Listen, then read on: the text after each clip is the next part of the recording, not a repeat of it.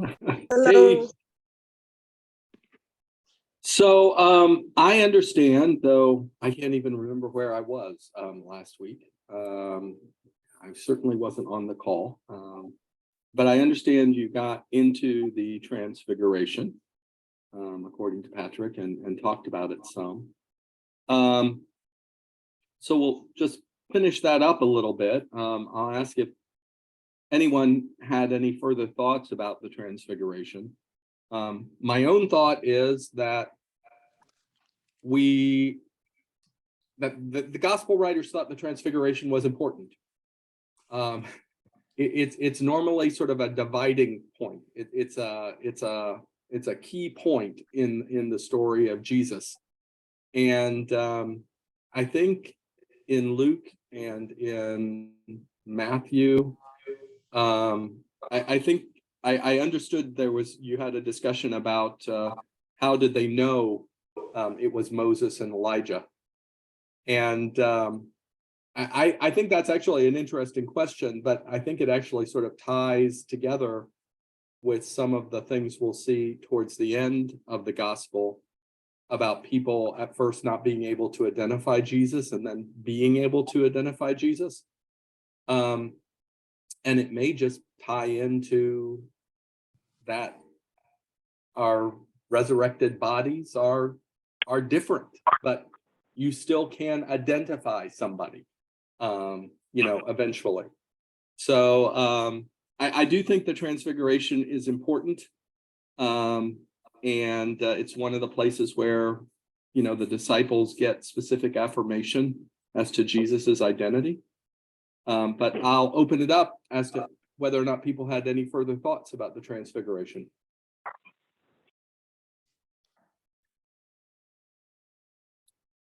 I was just last week that Jesus in the verses prior to the Transfiguration, he talks about coming in his glory and in the glory of the Father, and how some who are standing here will not taste death before they see the kingdom of God. And then, of course, we have a few verses later, verse 32, Peter, James, and John see his glory, see Jesus's glory. So, I think that it really, as you say, it really affirms who Jesus is, and it also gives sort of maybe a little taste of grace for these apostles who are going to be going through things where they're going to need to believe in that glory that's coming. They're going to need to have a lot of faith in that, and they get to see this glimpse of that in this event. And I think that's pretty significant, and maybe one of the reasons the gospel writers all wanted to include it, even though we're not there on the mountain. I think it gives us eyes to see Jesus's glory and to see who he is, and to be affirmed in our faith through that. Agreed. Certainly it had an impact on John. He comes right out and says, we have seen his glory, right? Peter, I think so. Peter, yeah. So anyway. Okay, so the Transfiguration, probably a marking point, a place for a bookmark. If you were writing or trying to sort of divide up how Luke flows. But we have another change in topic coming up. Beginning in chapter 11, Jesus is going into a extended teaching session that's going to be recorded. So between the Transfiguration and the teaching session, it's sort of interesting. What does Luke choose to talk with us about? And looking through it, I think there's a lot in here about how to deal with one another and other people. Things that you might be faced with in life. And that's sort of disguised by the fact that we start off actually with a story about healing of a boy. Now, I actually think that does tie in. I think I I have an idea why it came to Luke's mind and why he thought, no, we're going to talk about that, given what I'm going to talk about in just a second or two, according, as Luke was writing. But we have this story, which is touching, really, right? And Luke sort of draws it out. The next day, when they had come down from the mountain, a large crowd met him. Then a man from the crowd cried out, "Teacher, I beg you to look at my son.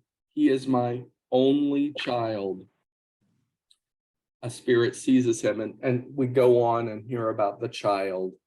And Jesus ends up rebuking the demon and healing the child. And it says they were all astonished at the mighty power of God. And I really think these stories, we can't do them credit. Patrick and I were talking about this. We can't really do each story credit, because you really could think about this story for a week. But why do you think, of all the people around, what do you think drew Jesus to healing this child? What is it about that situation that you think might have resonated with Jesus?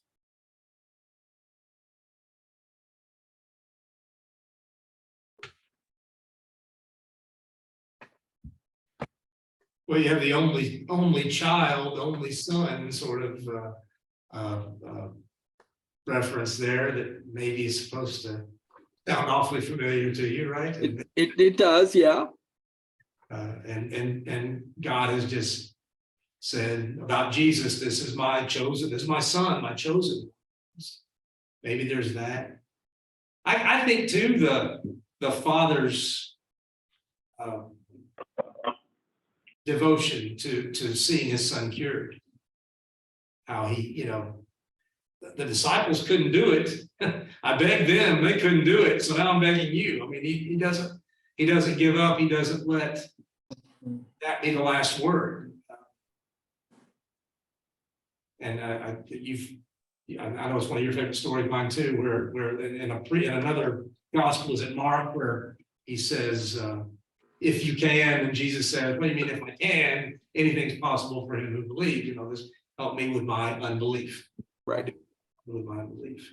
And you see that, I think, in this guy who has got to be at his wit's end, and yet he's still managing to scrape up a little faith.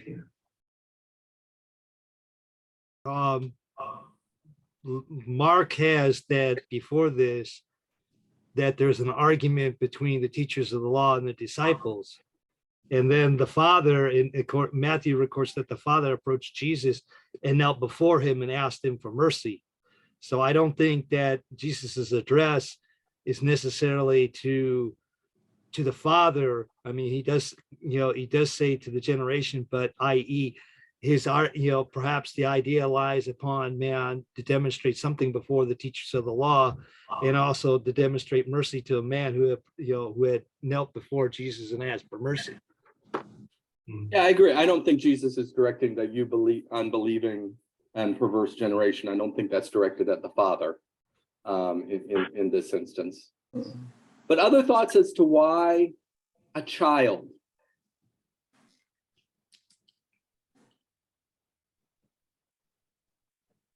I think it's interesting that he just shouts it out. Like he doesn't wait in line or try to get close, or that doesn't answer the question about why it's a child, but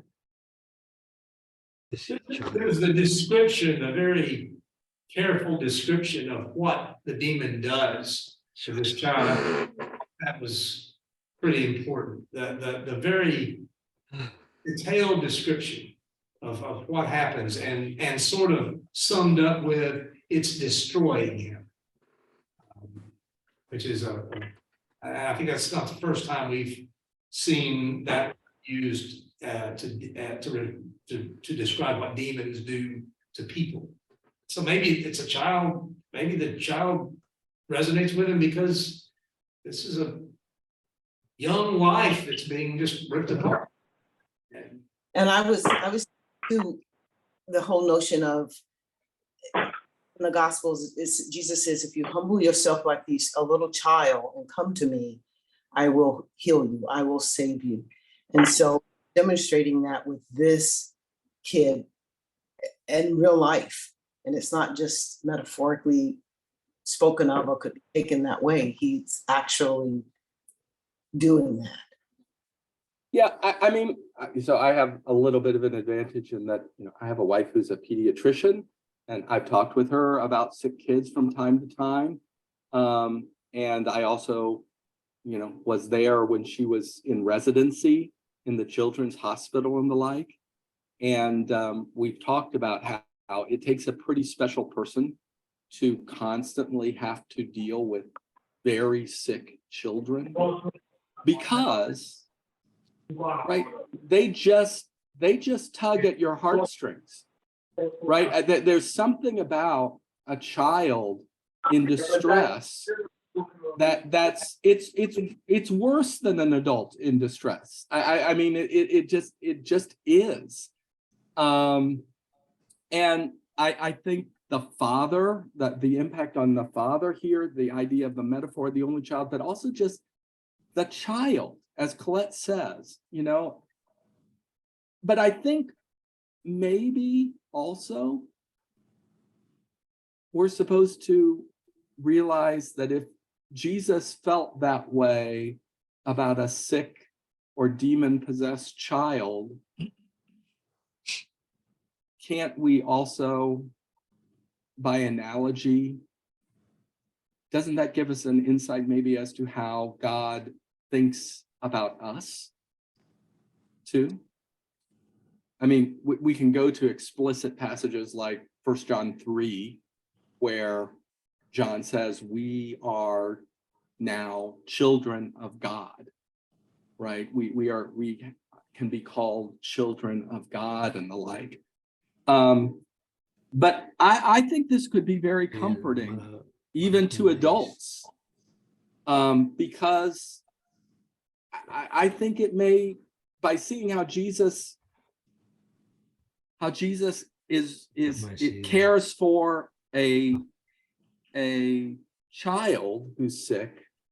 I think we get an insight into how God maybe looks at us as well, and maybe it's not as harsh as we sometimes want to, or maybe sometimes by default think it might be. I don't know. I'm just throwing that out. What do y'all think?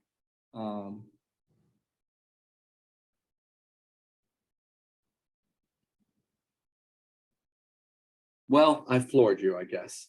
I like the line there, and it may connect with what you're saying, that the line, the way Luke puts it, he gave him back to his father. I think that's an interesting way to say that. He's been away from his father, and in this healing, Jesus has been able to give him back. And maybe you're right, maybe there's something to that.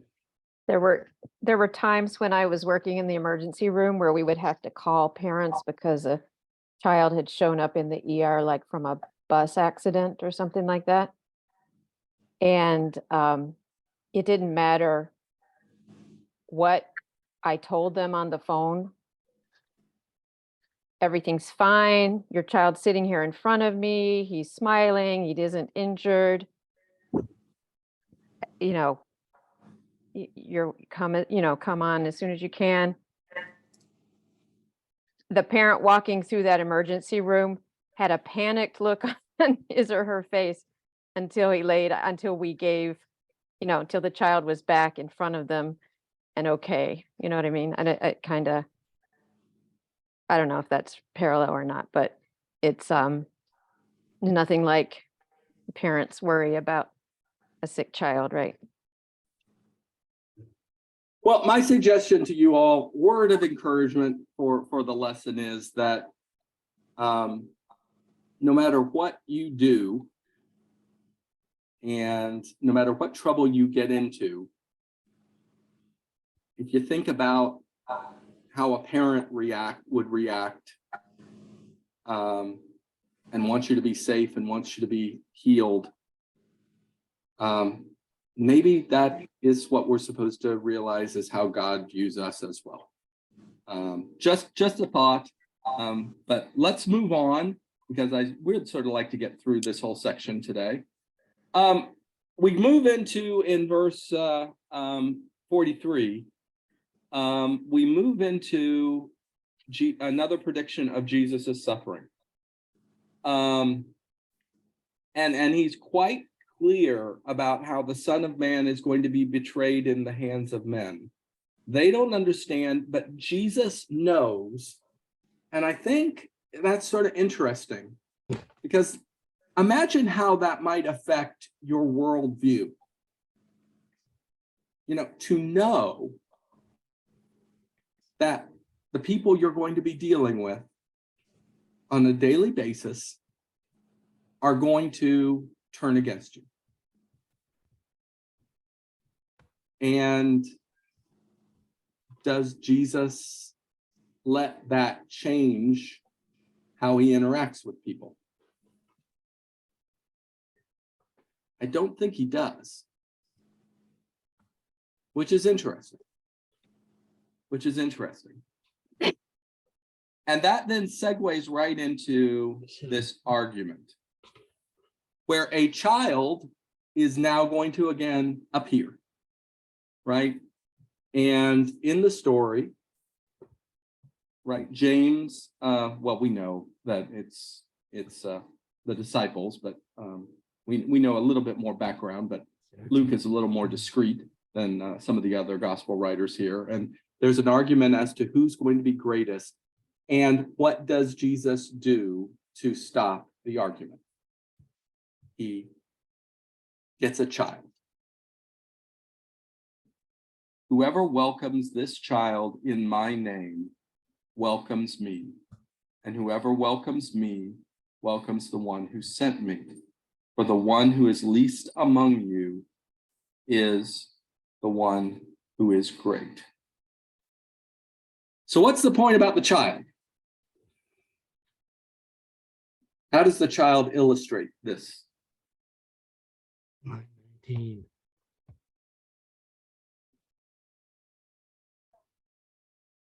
The child represents the people who we ought to be concerned about the least and the easily overlooked, and the people we might feel paternal toward, but not particularly aware of as human beings. And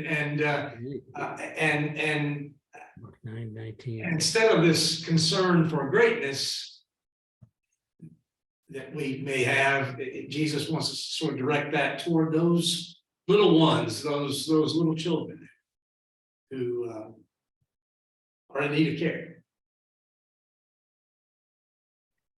And again, there is this idea floating out there. Again, we think, oh, well, that's a child. But that would be perhaps to miss the fact that we're all children to some extent in God's eyes, and that innocence of the child, that faith of the child, that it's all something that it's not somebody else. It's supposed to be us too. Other thoughts about the argument and the child?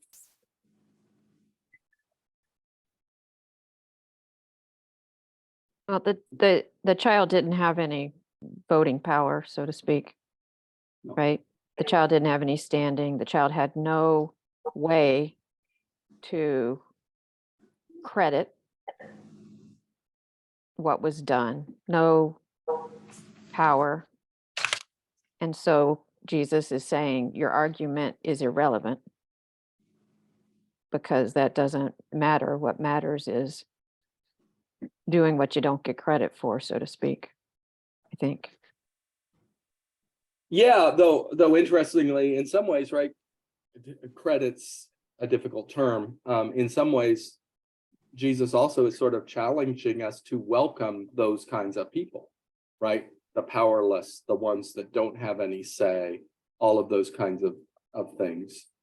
And we're not always, even as Christians, certainly as Christians as a whole, we're not always that good at recognizing that's supposed to be our attitude.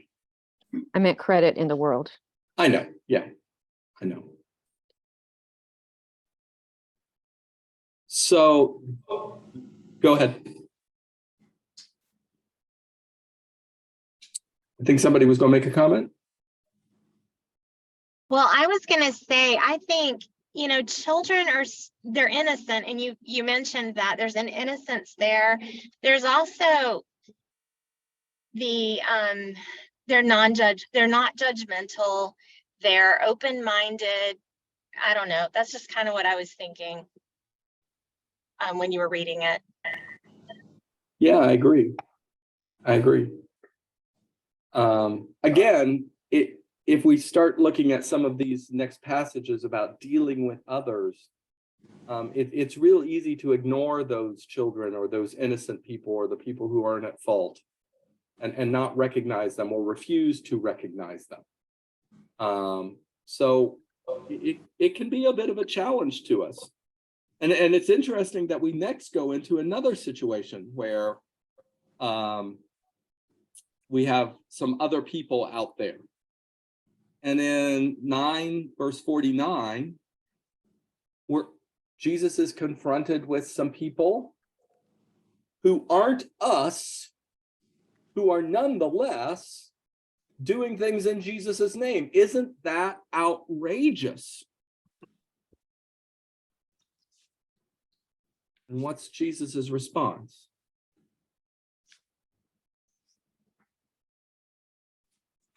Don't let him do it, because if he's doing it in my name, he's not against me. He must have some belief, some faith that that's going to work and help him drive out demons or whatever he's doing. Real interesting thing, of course, is that he's doing exactly what the disciples a few verses ago couldn't do. That's true. At least not that demon. They couldn't do it. I don't think this is necessarily the approach that Christians in America have taken towards other Christians in America.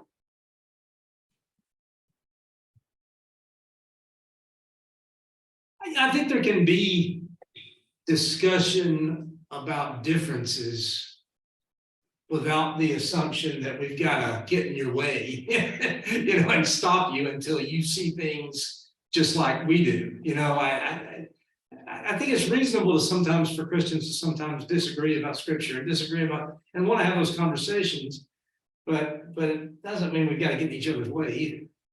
That's maybe something to take away from this. I think it's interesting. Your favorite expression, Christy? Are you going to Yeah. toss it in here? Okay. Yeah, I was going to, but I also something else that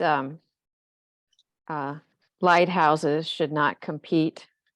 I think that's a great image that no one should be arguing that the next lighthouse up the road shouldn't be there. If as many lighthouses as we can have are providing light for safety on the water, we don't need to fight about which lighthouse is the right one. But I also think it's interesting that apparently the little lesson they've gotten a moment ago doesn't seem to have sunk in. The disciples have just been told not to argue about who's the best, and then they want to say that we're the right ones and these guys are the wrong ones. They seem to need a little extra Yep. lesson. And then we go into another lesson here about dealing with other people. This time, it's not somebody doing things in the name of Jesus. It's actually somebody who's not welcoming Jesus. And I don't know if you hadn't really focused on this story before, it's a little bit astounding. James and John, faced with some Samaritans who really are uncomfortable with Jesus, maybe not because of who Jesus is, but because of where Jesus is going. Did you get their question? Now, when his disciples, James and John, saw this, they said, Lord, do you want us to call fire to come down from heaven and consume them? Wow. Wow. Kind of taking a lot on themselves, aren't they? That's pretty harsh. I mean, the whole thing that they would say that raises a whole bunch of questions, doesn't it? I mean, they apparently thought they could do that and that it would be appropriate. Just because some villagers didn't want some Jewish riffraff coming in there. I don't know. What are your thoughts about this? Jesus' thought is clear. He rebukes them. Just the way, that's the same word as he used for the demons, right? He rebuked the demons earlier. And then what did they do? They went on to another village. Any lessons on dealing with people who aren't for us here?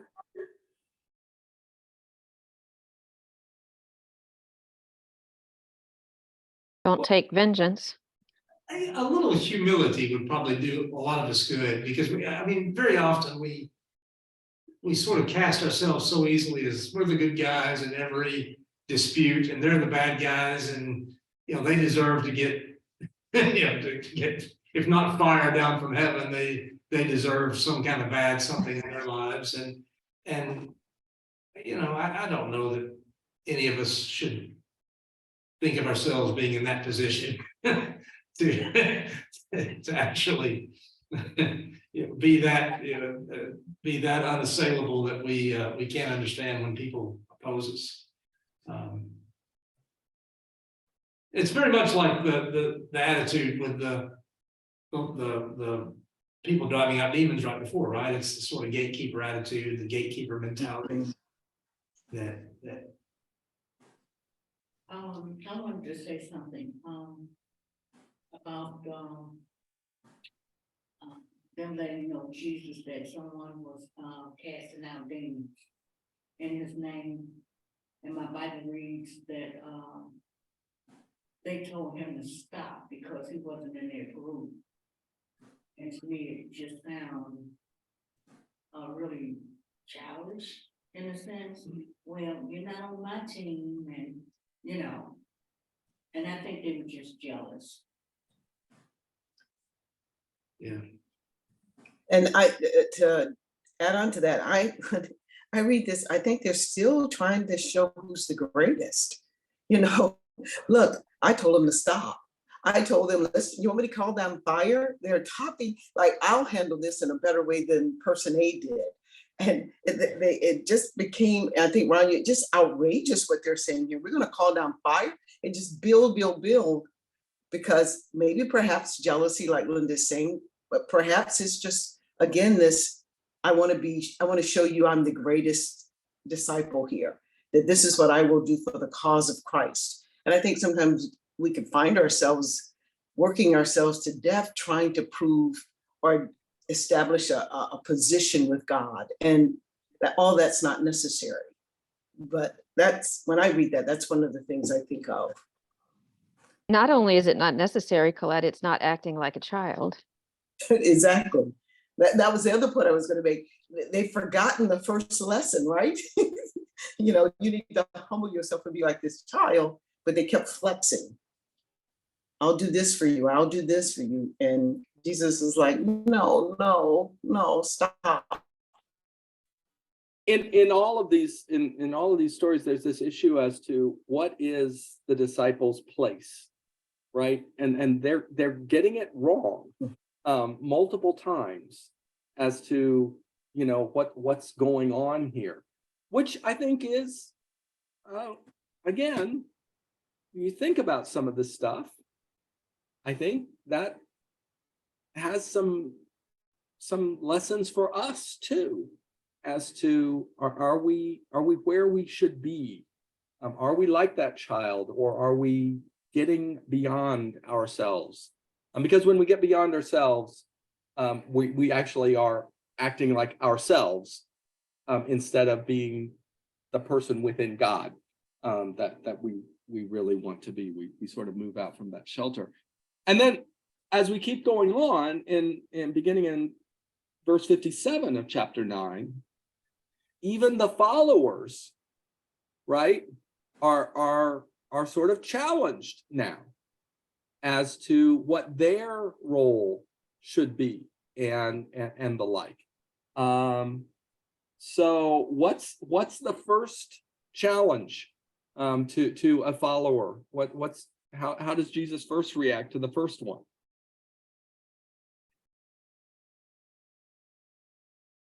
It might not be what you think it is. Yeah, a guy comes to him and says, "I'll follow you wherever you go." Jesus says, "You don't maybe know what you're thinking there." Then there's a second one. Jesus says to another, "Follow me." But he replied, "Lord, first let me go and bury my father." Now, isn't that a reasonable request? I mean, honestly.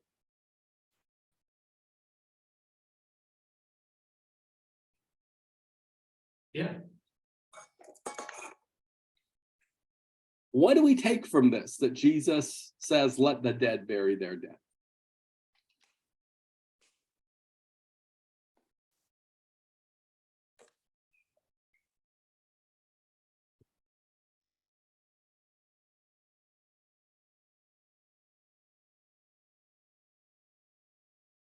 Maybe there are people who are called to do something a little differently. And if he really felt that calling, he maybe had a different path to take from the average person. Yeah. I mean, I think at some point in this scenario, he doesn't have to figure out whether or not he's been called by Jesus to do something like we might sometimes have to struggle with. Jesus just directly called him to follow him. And he's going to put it off. Can I ask a question? Maybe sometimes we just have to trust in Jesus, that Jesus knows, and Jesus will take care. Jesus will take care of the Father. It will come out right. You have to follow the calling. I think Linda had a question, Rob. Oh, okay, Linda. I was thinking, when he told him, that the spiritually dead bury their own dead, could have been maybe that the person died in sin. So therefore, they're spiritually dead.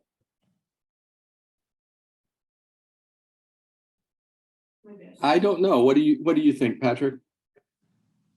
Well, a couple of things. You mentioned, I think the key is the guy wants to put it off. I'm not sure Jesus takes this as a legitimate, just give me a minute and I want to be there. I want to join in. It does feel like at least Jesus seems to think this is a delaying kind of tactic. Well, let me put this off. Let me get some space here so I can sort of think about this. And it's kind of interesting to me that the first guy wants to follow and Jesus says, "Are you sure?" Right. Wants him to follow, and the guy's like, "I don't know." So this discipleship thing maybe is a little harder than we think it is I think one of the things you take away from this, right? That there's not a lot of easy, clear answers sometimes. And sometimes to choose Jesus is to not choose something else. And that can be hard. Yeah, when I was first outlining this, I put down, I summarized the cost of discipleship, and then I thought, cross that out. That phrase has already been used. out there. Yeah, and we have the third story is somewhat similar, right? Somebody wants to delay again. And Jesus doesn't want delay. So I see it maybe slightly differently. I don't think we know what they really did. It doesn't tell us whether they then did what they were told or not. No, they might have, you're right, they might have And- been just not done it. And you could say, well, he didn't really want to go. He was trying to delay it.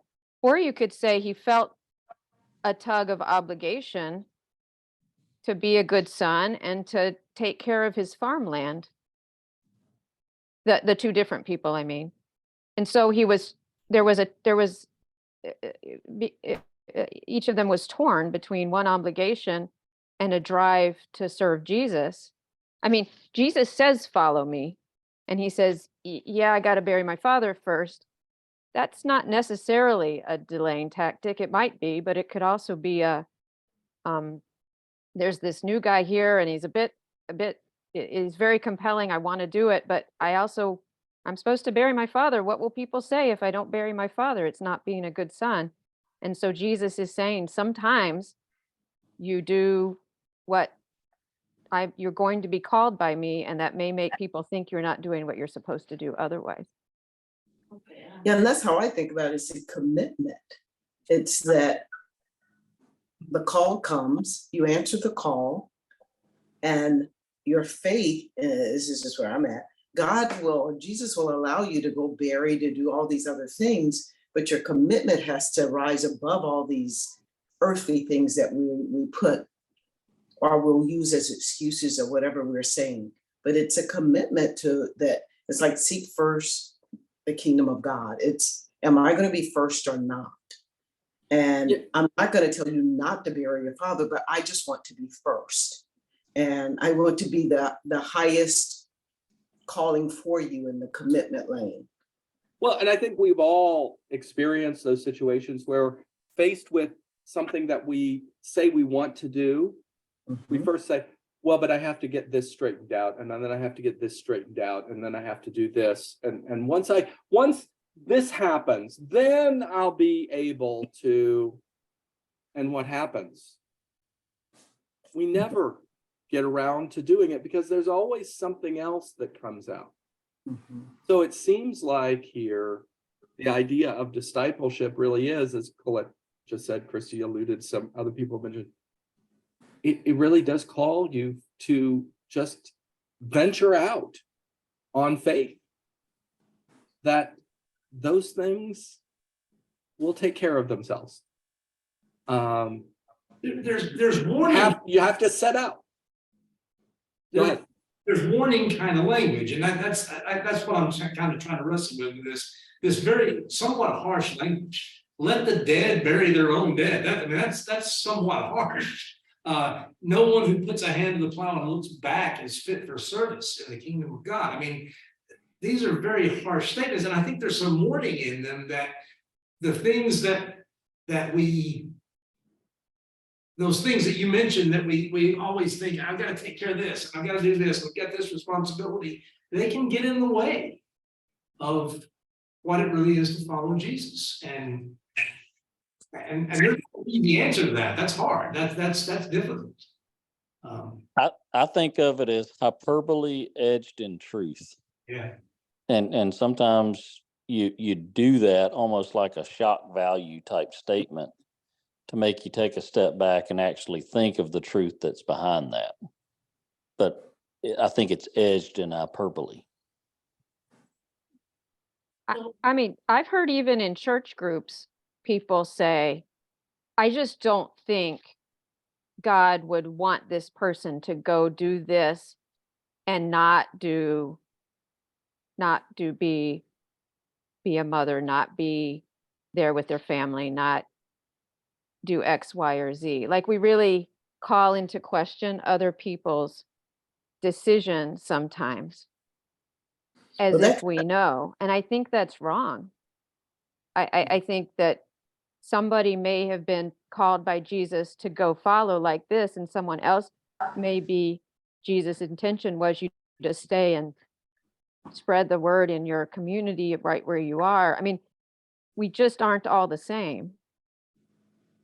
And I think when we think we know what's best and someone else's calling is wrong, that's not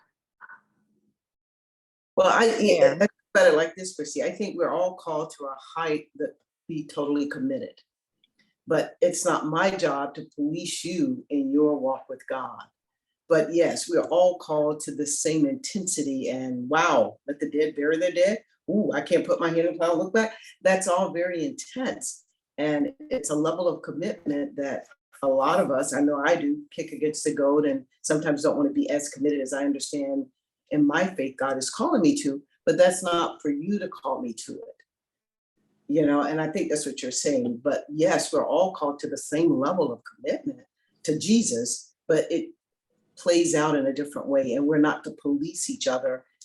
And because I think this is what it looks like. So with all of that happening, with those challenges, we then in chapter 10, we see 72 people accept the challenge, right? They accept the discipleship challenge and they venture forth.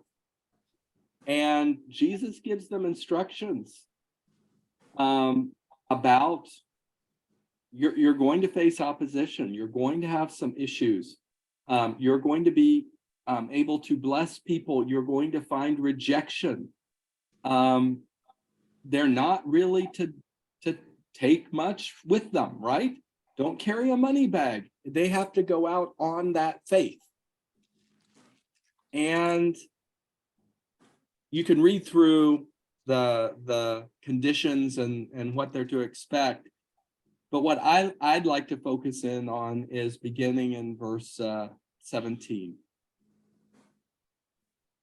Then the 72 returned with joy, saying, Lord, even the demons submit to us in your name. So he said to them, I saw Satan fall like lightning from heaven. Look, I have given you authority to tread on snakes and scorpions and on the full force of the enemy, and nothing will hurt you. Nevertheless, do not rejoice that the spirits submit to you, but rejoice that your names stand written in heaven.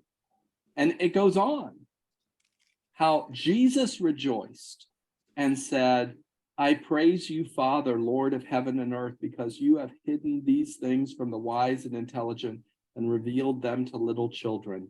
Yes, Father, for this was your gracious will. All things have been given to me by my Father. No one who knows who the Son is except the Father, or who the Father is except the Son, and anyone to whom the Son decides to reveal him. Then Jesus turned to his disciples and said privately, Blessed are the eyes that see what you see. For I tell you that many prophets and kings longed to see what you see, but did not see it, and to hear what you hear, but did not hear it. And I think this is just remarkable, how we have narrated here what we sometimes talk about and hear about, rejoicing in heaven at the faith of just ordinary people doing what they're asked to do. Isn't that, I don't know what your thoughts are, but I just think it's Jesus's reaction, their reaction, how you can tell they're surprised, they're amazed, and then Jesus is so happy. Other thoughts about this passage before we get to the parable of the Good Samaritan?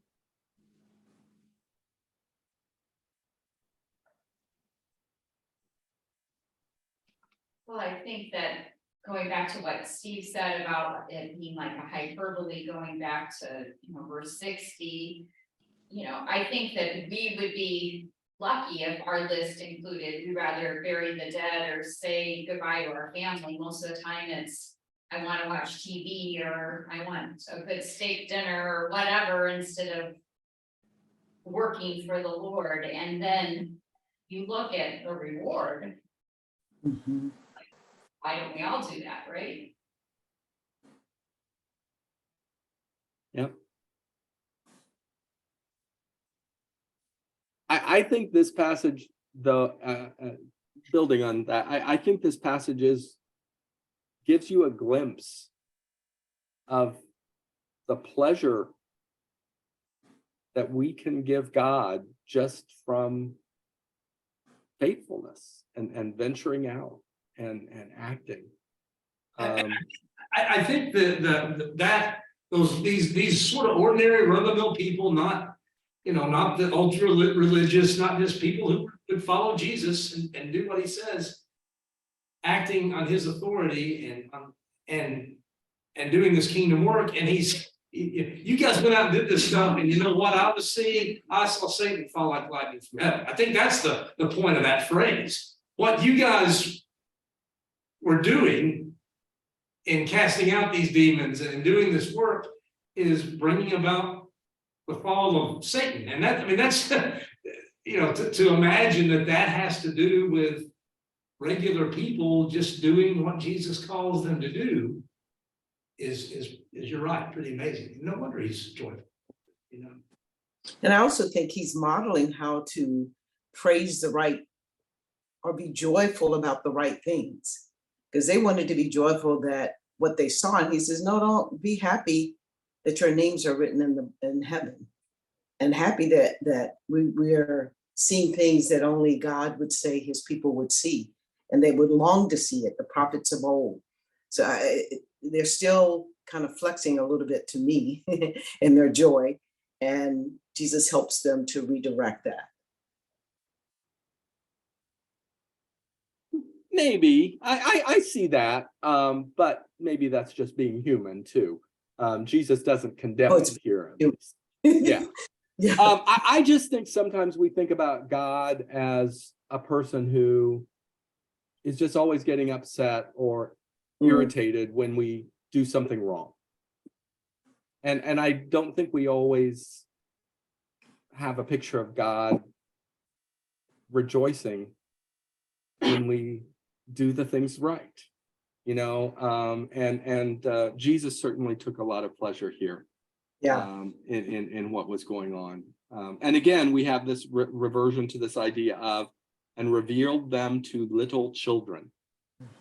That's the 72. That's that identity there. And the section ends then with a parable that you all know, which is the parable of the Good Samaritan. And I don't know, I think it may be the crowning parable as to how you are supposed to react to others, right? And we're given several examples. So what's the wrong way to act?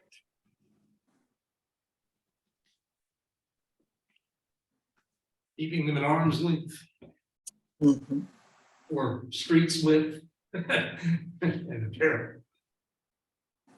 Yeah, so we have in the parable somebody who is going to Jerusalem, right? And he ends up helpless, attacked. He's vulnerable. He's injured. He needs healing. And the priest and the Levite both pass him by.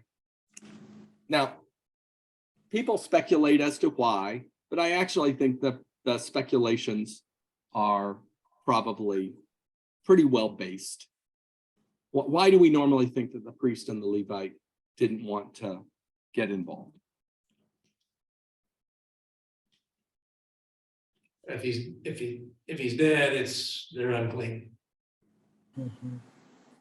Well, and maybe it's as simple as we get off the freeway at Lawrence, coming to church in the morning, and I don't generally want to slow down at that point and give some money to the guy who's begging there, right? Why? Because I got to get to church, right? I've got a commitment there. I think about that a lot. in light of this paragraph, you know, it's probably the other things that they think they have on their to-do list. And this would probably be a pretty disruptive thing to take on, right? I mean, let's face it, it was pretty disruptive for the Samaritan. But who's the hero in the story? So Ron, I think about it in today's terms, if I'm honest about it. So from a political perspective, I'm a border security person. Do the right things, have discipline, et cetera, within that. And because of that, it ends up clouding my judgment, my perspective at times on being loving, empathetic, et cetera, whereas Nicole may feel very similar to me on the political spectrum, but she's doing research saying, how do I get clothes to people in Chicago? We've got this crisis that's going on. How do I get them things that they need? But because of her views on that, it slaps me in the face often with that. Of saying I actually need to be more loving. That's the more Christ-like example of that. And so I don't know all of the dynamics between the two who walk by, but I can look in the mirror and see myself and say, do I not do some of the same things, blinded by politics or what have you? And in the parable, why they don't stop is not something that seems to interest Jesus very much. They didn't, the Samaritan does. And sometimes parables just don't tell us everything we want to know or would speculate about. We don't know why they didn't, but they didn't. And Jesus' point is, he's answering this question. Who's your neighbor? Who's my neighbor? Who do I have to be concerned about? Who is within this realm, this circle of people that I have to love, But I also think it's not just the kind people and the too busy people. I think it's the highly religious people and the person that we would avoid the Jews would avoid going into their town, right? I mean, otherwise he wouldn't have told us that it was a priest and it was a religious elite who knew their scripture backwards and forwards. It's a clear poke at people who are avowedly religious, right? Who on the surface are religious but aren't living it out.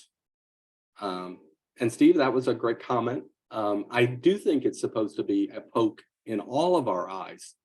To challenge all of us, because it's not comfortable to do some of this stuff. It's not comfortable to tend to a dying person and provide for him and all that. It's disruptive, right? But we're called to get out of our comfort zone. And this ties in, of course, directly to, right, the love your neighbor as yourself. Kind of thing that Christ emphasizes all the time. So I think it's a great ending to this passage about dealing with others. It is a challenge to always make sure that we're keeping an eye on our obligation as Christians and not necessarily our obligations as political animals or employees or all of the other roles and stuff that we take on, to always try to see with a clear light, because the clear idea here is that the priest and the Levite were not, that they weren't focusing like that. I'm always struck by the fact that the parable starts with a question: who is my neighbor? It ends with Jesus turning that question around. Who was a neighbor to the person in need? And I think therein is the lesson of the parable. We sometimes are focused on, all right, who's my neighbor? You know, tell me who I gotta love, who's, and Jesus turns it around to who am I a neighbor to? And that maybe helps us think about that question in a different light. Yeah, and I will point out, I've mentioned this before, but I do think this also helps us a little bit as to priority. Moral proximity, right? Who do we owe those duties? Who's our neighbor? Well, it's the people who God brings us into contact with, right? And we can't ignore those contacts that we're brought into closeness with. And that could be from somebody who's thousands of miles away because of a special appeal or something that really touches you. But it also is probably the person who lives next door to you, or the panhandler who confronts you, and the like. And so we have to deal with who on our walk, i.e. through Chicago, that we come in closeness with, because those are the people who we're called to serve. Well, we got through the stuff I wanted to get through. We end up beginning in verse 38. We'll have a setup maybe to listening to teaching and how important that is. And then we go into some teaching. Thank you for all your comments. And I'll let you wrap it up, Patrick, if there's anything else. And no, I think not. Thank you, Ron. Good to see everybody tonight. I hope you have a nice week. Thank you. Have a great night. Thanks, everyone. Good night. Thank you. See you, Pam. All right, good night. Good night. See you, Michael.